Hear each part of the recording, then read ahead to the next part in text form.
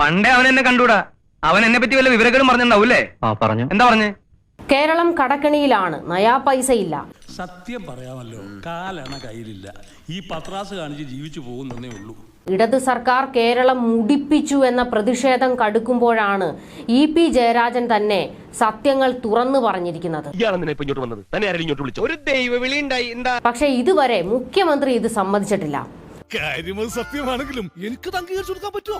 കേരളത്തിലെ ജനങ്ങൾക്ക് ഒരു ഗുണവുമില്ലാത്ത നവകേരള സദസ് നടത്തി കോടികൾ ദൂർത്തടിക്കുകയാണ്.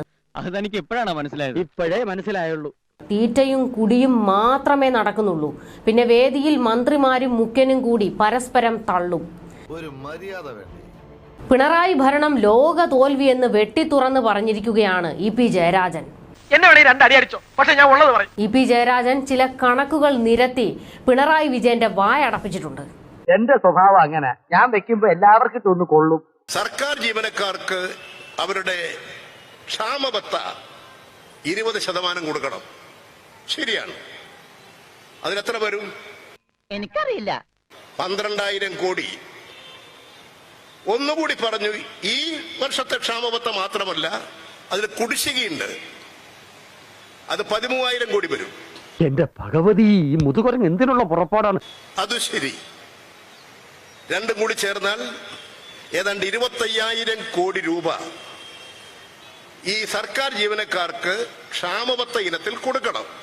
മനുഷ്യനെ നാറ്റിക്കാനായിട്ട് ജനിച്ചിരിക്കാണോ താൻ? അല്ലെങ്കിൽ തന്നെ നാട്ടിലിറങ്ങി നടക്കാൻ മേൽ. ക്ഷേമ പെൻഷൻ മുടങ്ങിക്കിടക്കുകയാണ്. ആ ക്ഷേമ പെൻഷൻ മുടങ്ങിക്കിടക്കുന്നത് 3 മാസത്തെ പെൻഷൻ കൊടുത്തിട്ടില്ല.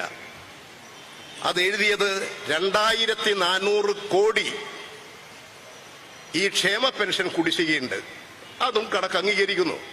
അതങ്ങനെ വരൂ, അതങ്ങനെ സംഭവിക്കൂ. ഈ ലോകത്തിന്റെ ഒരു പോക്കേ. KSRTC-ക്ക്